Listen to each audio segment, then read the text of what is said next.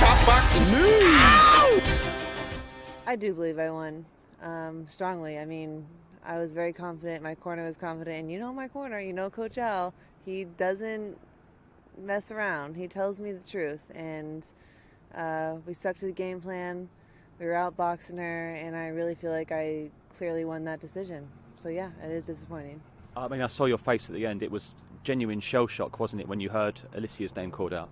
Yeah, because when that second score came in, that it was for her, one was for me and one was for her, I was like, what do you mean? I saw her face at the end of those rounds. Like, she was defeated. She was tired, moving, running. She knew she didn't win that fight, and you could see it in her face, and I was very confident. But you know what? What are you going to do? This happens to me.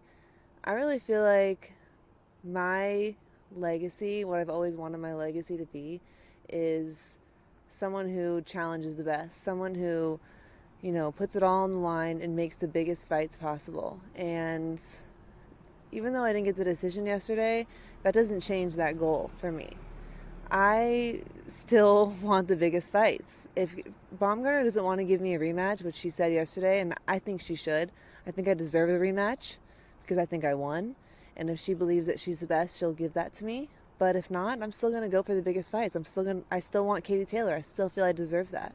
Why wouldn't she give you a rematch, though? Because it would be a huge money maker. It was a great fight. The crowd loved it. I don't see many reasons why there wouldn't be a rematch. Because she knows she lost. I genuinely feel like she knows she lost. And but I think it's going to change, because where else is she going to get that type of money, like you said? And the fans want to see it.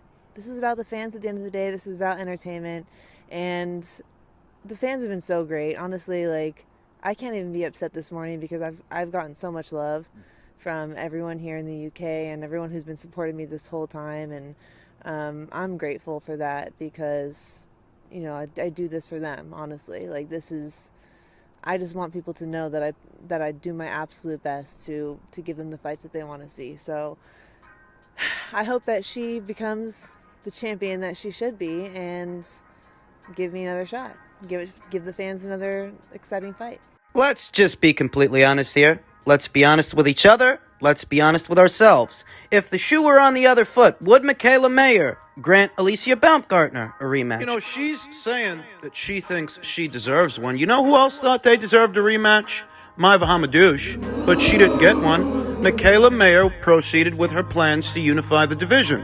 Truth, I don't even blame her. And that's what Alicia Baumgartner's doing. She's going to proceed with her plan to unify this division. Want doesn't always get. And deserves. Well, that's a four-letter word in this sport. She says she wants a rematch because, it's an exciting fight. It's an exciting fight for the fans. So was the Hamadouche fight, but Maiva never got a rematch. She asks, where will Alicia Baumgartner get the kind of payday that she just got? The world's kind of Alicia's oyster right now. She can get a payday. She's not hard up for money. She's not strapped for cash. As a boxing fan, of course I'd watch a second fight. I just don't think one is going to happen. No time in the near future. Michaela Mayer mentioned moving up in weight and pursuing a Katie Taylor fight. Well, unless Michaela's prepared to cross over to the Matchroom and DAZN side of things, that don't happen either. Katie's the champion. She's a Matchroom fighter. She's been a Matchroom fighter for as long as she's been a professional boxer. And unless Michaela Mayer is prepared to cross the street, it don't go down. And she didn't want to cross the street for Alicia. Is she going to want to cross the street for Katie? Come on. Michaela Mayer feels that she's been bamboozled. She feels that she should have got the decision. There are those of you out there that might feel the same way, though in truth, you guys aren't thinking about what you're saying. You're not.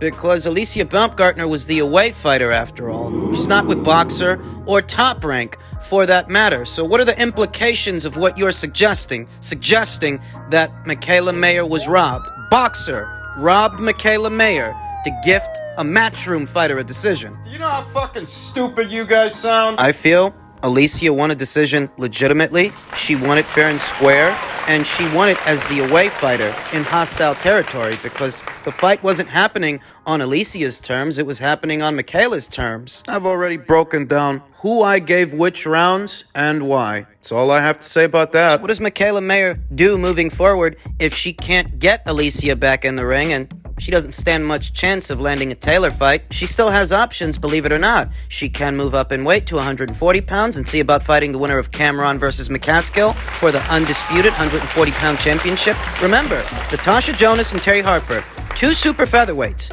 They very recently made a big move upstairs to 154. Surely someone as statuesque as Michaela can move up to 140 and see what opportunities are there for her. She doesn't want to go to 140. She doesn't want to have to deal with a matchroom fighter. Go to 147. Word around the campfire seems to be that Canada's own Jessica Kamara is set to return to action before this year is out, and it's for the newly vacated WBA welterweight title. That's right. Apparently, Jessica's vacated the WBA title. Jessica McCaskill, who's set to be fighting Chantel Cameron next month. Jessica Kamara, at the end of this month, is supposed to be fighting the Dominican Republic's own Diana Santana for the newly vacated WBA title. So why don't Michaela move up in weight? Move up in weight next year and see if she can't get Jessica Kamara in the ring for that WBA title. Get her in the ring because I think Jessica's going to beat Diana Santana. Diana's a journeywoman. Jessica Kamara is a solid fighter. We saw that in the Kaylee Reese fight last year. If Terry and Natasha can move up from 130 to 154, surely Michaela can move up from 130 to 147. See if she can't win that title from Jessica Kamara if Jessica becomes WBA champion. It's an ideal situation.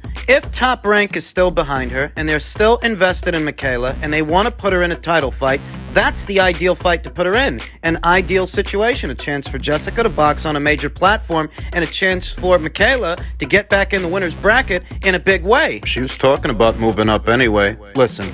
Nothing against Michaela Mayer, but the Baumgardner rematch, that ain't happening. Alicia's not going to do Michaela any favors because in that same situation, Michaela wouldn't do Alicia any favors. It just is what it is. And everybody knows it. Alicia's not doing anything to Michaela that Michaela wouldn't readily do to Alicia. That's just the way the cookie crumbled. That's just the way it is. Maybe they'll meet again sometime in the future, but not the near future. For now, Michaela's on the bounce, she's on the rebound, and there are options out there for her, just not at 130 pounds. Just in keeping with the theme of this weekend's fallout, Deontay Wilder, on whether Alexander Usyk will still want to fight with him.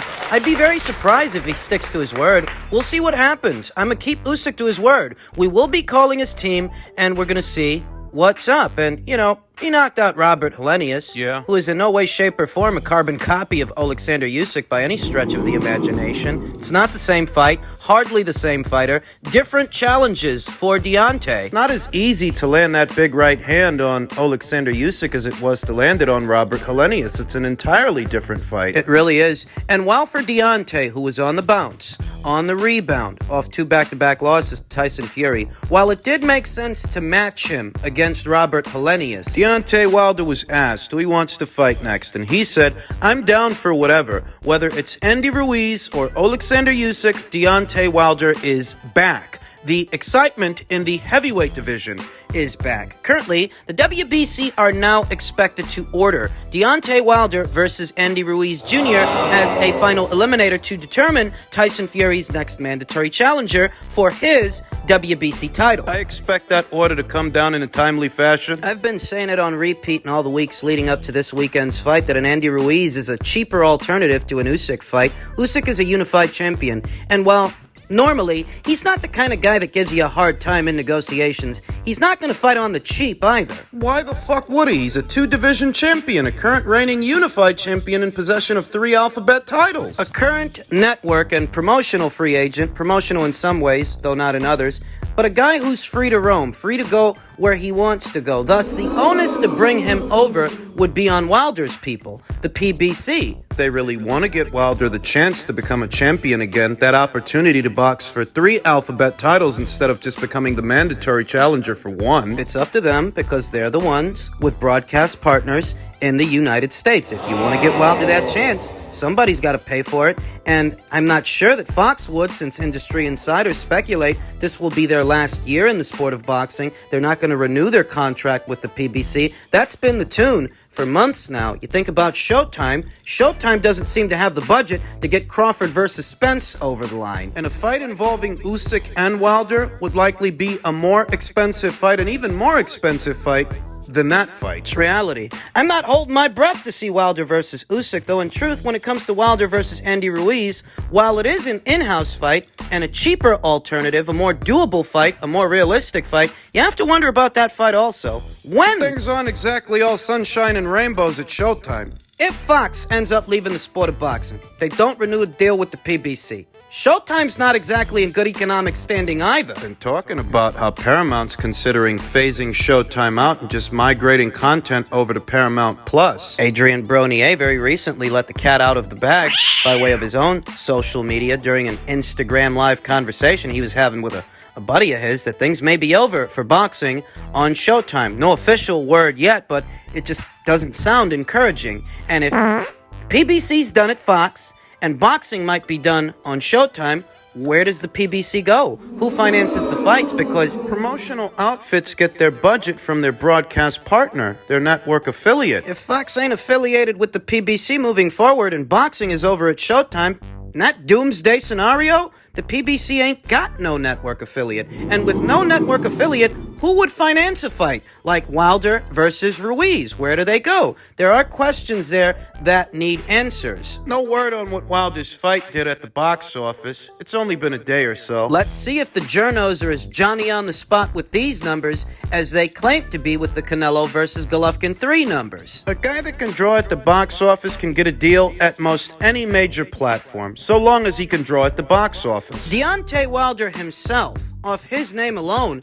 had to sell this fight because, well, let's be honest, people aren't high on Robert Helenius. The guy's pushing 40. He's been stopped before. He got stopped yesterday by Deontay Wilder. And Deontay himself was the selling point of yesterday's box office fight. We'll see if his fans came through for him, his core supporters, the guys you bump into on social media, Twitter, Instagram, here on this platform, YouTube. We'll see how many of those guys actually bought the fight. How many of those guys that got all fucking day to argue about how great the guy is? How many of them actually showed up and showed out and supported their guy, their horse in the race? It's pretty important. There are certain things you have to wonder about. What's the future of the PBC? Because that directly affects the future of Deontay Wilder's fights and what fights we as boxing fans can expect him to be involved in. And just in keeping with the theme of heavyweight news, guys on the rebound, former champions coming back, we could see Anthony Joshua fight Otto Wallin next. Wallin has said that his promoter is in talks with Eddie Hearn regarding a potential fight between the two heavyweights, and I've said it before. I have. I'll say it again. Otto Wallin is the ideal opponent for Anthony Joshua, even now, even right now that he's on the bounce. He's the ideal opponent because Anthony Joshua just fought a southpaw in Alexander Usyk, but Otto, God bless him, he's nowhere near as nimble, agile, or elusive as Alexander Usyk. It actually helps that Anthony fought a southpaw in his last fight, a southpaw who's a very hard target. Otto Wallin, durable guy and capable fighter that he might be, I don't think he's anywhere near as elusive as Alexander Usyk, but because he's a southpaw, like Usyk's a southpaw, Anthony won't be in unfamiliar territory, unfamiliar terrain, unless we forget, Anthony's actually fought Otto before, many years ago in the amateurs. He beat him then. I'd wager he can beat him now. I understand that Otto Wallin ain't what many would describe as a world beater, or the most dynamic heavyweight, but you know what he is? He's a guy who rose to the occasion against Tyson Fury and gave him a harder fight than most people thought he would give him. That's what he is. You know, after that Tyson Fury fight where Otto gave Fury all he could handle,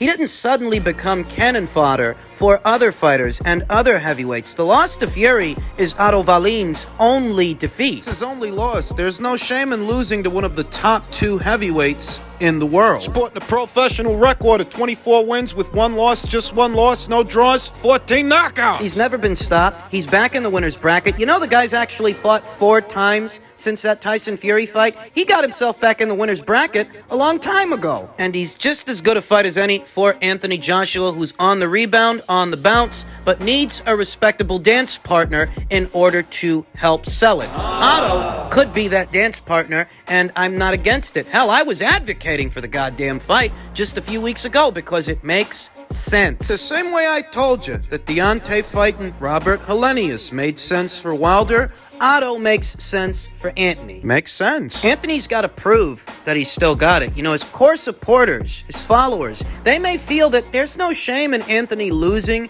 to Alexander Usyk because Alexander's one of the best in the world and he's proven that time and time again. His core supporters might be saying that, but his critics, his harsh critics. Isn't it amazing how all Deontay Wilder has to do is conjure up a former sparring partner and knock him out? A guy who's already been knocked out more than once by lesser punches than Deontay Wilder. Isn't it amazing that that's all he has to do for everybody to start saying that he's back? But Anthony... Look, I'd say Otto Wallin compared to Robert Helenius is a more credible scalp. He's only got one defeat. He's never been stopped. He's only 31 years old. He's a southpaw. He's got about as solid a record as any other guy out there right now. He's a respectable choice for a guy on the bounce, a guy on the rebound like Anthony Joshua. And he's a good enough fighter that a fight with Anthony actually has some intrigue, has some sizzle. It's not necessarily a foregone conclusion that Anthony beats the guy, even if many of his supporters think he can. Yeah, I think he can. I think he can beat him. I think he can knock him out. But it's not enough for me to think it, or enough for me to say it here on the channel. He's got to actually go in there and do it, and people have got to watch it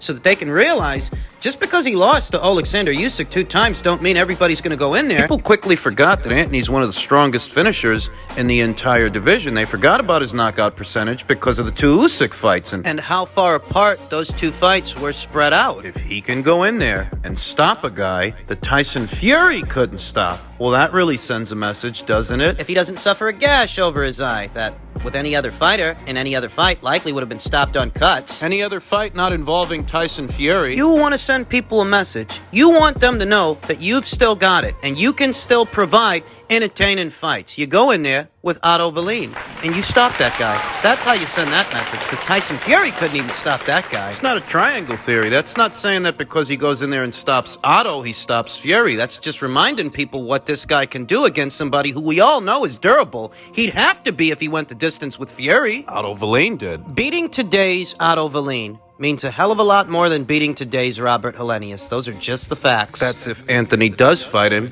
and he does beat him. And he does knock him out. And like I said, I think he can. Because he ain't Alexander Usyk. I'd like to see that fight in December.